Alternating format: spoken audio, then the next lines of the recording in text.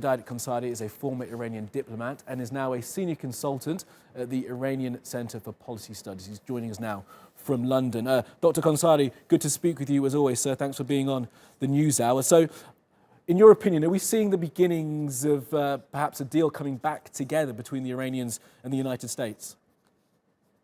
Well, I think you're seeing gestures that both parties want to talk, and they think that the best way, if they can maneuver it, is to be able to be present in some sort of a forum to discuss these issues. But their positions are quite far apart because the conditions today in 2021 are totally different than what they were in 2015. And while the Biden administration is anxious to distance itself from what Trump did and the kind of body language that his administration gave, but the point is that they are constrained because of the fact that they need Iran to comply to certain issues which were not included in the original agreement and for which Iran is showing no reluctance to want to do at this stage. And what are those certain parts of the agreement that weren't included originally that Iran must now comply with?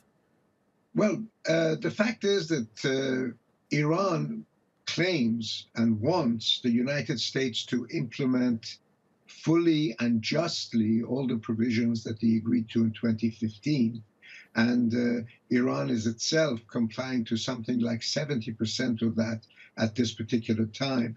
Although by next Tuesday, if the United States does not rejoin the JCPOA next, I think the 23rd of February, then Iran has said that it will stop complying with the additional protocol, which is a mechanism that allows for intrusive inspections. And if, for example, again, the United States remains absent from lifting the sanctions and joining the JCPOA, then Iran would take the next step of,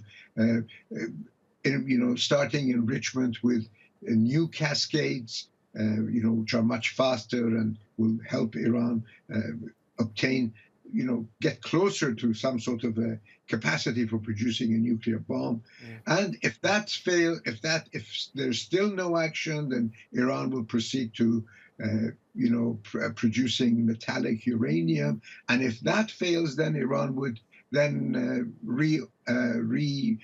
energize and restart the Arak plant, which you alluded to a few moments ago, which has been effectively shut. So, but the United States wants Iran to agree to accept that it has to include certain other issues besides the nuclear issue, which they think is of great imminent importance at this time, such as Iran's behavior in the region, its policies in the region, or its missiles. And the missile policy that Iran has and the threat that Iranian missile is perceived to have for some of the regional states. Iran is unwilling to renegotiate the JCPOA under any circumstance. At least that's the position that they are forwarding. And this is where the standoff is. Although, there was an announcement today that